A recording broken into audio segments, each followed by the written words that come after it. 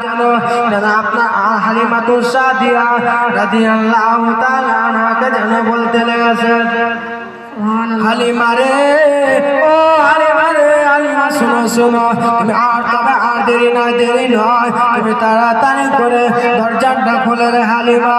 হালিমাতুস সাদিয়া আপনার বুকের মধ্যে যেন ভয় লেগে গেল, আপনার মনে আপনার ভয় চলে আসলো, হয়তো যদি আমার দোলনা না ঝুঁকে, আজকে যদি আমার সন্তানের দোলনাটা না ঝুঁকে, হয়তো আমি আপনার হালিমাতুস সাদিয়ার গর্দানটা নিয়ে নেবে।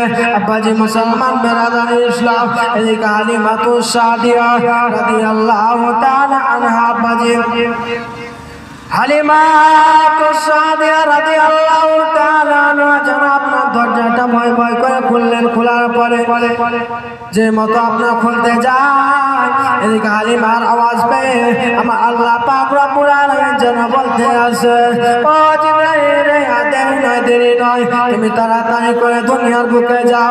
হালিমাতুস সাদিয়ার ঘরে আমার হাবিব শুয়ে রয়েছে। জিবরাইল, তুমি তাড়াতাড়ি করে যাও, ওই হালিমাতুস সাদিয়ার ঘরে আমার নবী দোলনাটা তুমি ঝুঁকিয়ে দিয়ে আসো।